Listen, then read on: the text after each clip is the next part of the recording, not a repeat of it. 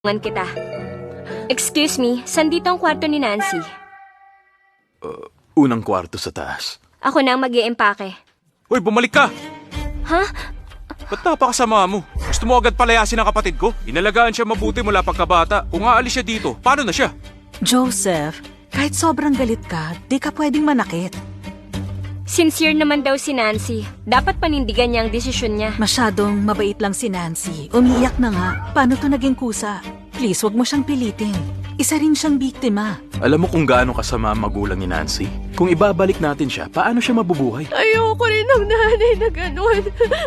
Hindi ko rin to gusto. Buti ako yung napalitan noon. Kung yung best friend ko yun, baka ngayon nag-iiyak na siya dahil sa sama ng loob. Ako pang magpapakalma sa kanya.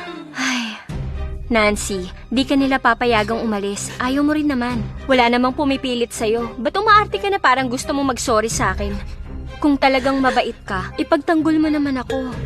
Lalo mo lang ginagatungan ng gulo. Gusto mong lumugar ako habang pinamumukha mo yung pagmamahal na meron ka. Ano pinagsasasabi mo? Biktima dito si Nancy. Prinsesa siya for 17 years habang sadya akong pinagpalit at inabandona. Ako talaga ang biktima dito. Si Nancy ang nakinabang. Kahit di siya naipagpalit, hindi siya iiwan. Kasi tunay niyang magulang yun. At saka... Ay, grabe ang tanga nila. Tsaka ang tanga ko rin sa pagkumbinsi sa kanila. Pagod na ako sa biyahe. Gusto ko na magpahinga. Saan ang kwarto ko?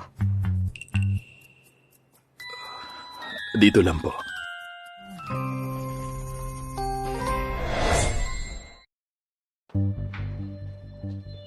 Linda, marami na tayong nakitang kwarto ngayon. Alin doon ang gusto mo?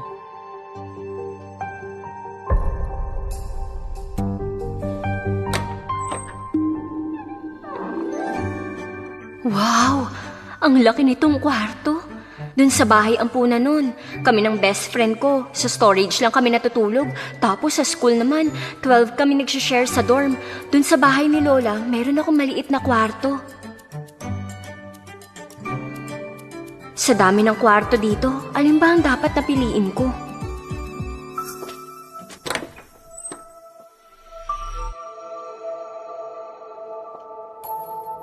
Linda, malaki na ang utang ko sa'yo.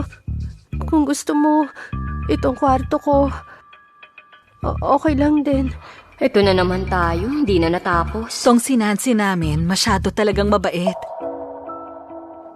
Si Lola, ganyan din ako kino-comfort. Ako din ang paborito niya. Wag mo nang isipin yan, wag na. Pagdating ko sa Lewis family, handa akong hindi niyo mamahalin. Kailangan ko mag-aral na mabuti, makakakuha ng residency, mag-aaral sa Luminara, at kumita para sa sarili. Ma, kwarto na to ni Nancy. Sa dami ng kwarto na pagpipilian, ito pang kukunin niya. Di biro ang pinagdaanan ni Linda, pero babawi tayo sa kanya. Di pwedeng baliwalain si Nancy. Sa'yo na yung kwarto na yan. Sa susunod, kung hindi ka naman willing gawin, huwag ka na magpakitang tao. Hindi Hindi naman, Mama. Hindi ganun. Pare-pareho naman ang design ng kwarto. Yung nasa taas na lang ang kukunin ko. Magandang location. Tsaka tahimik. Okay mag-aral dun. Pareho lang talaga. Di lang talaga namin alam ang mga design na gusto mo. Pag nakasettle ka na, sabihin mo lang kung anong gusto mo para ma-add namin. Okay. Linda, pwede mo na ba akong tawagin na Mama?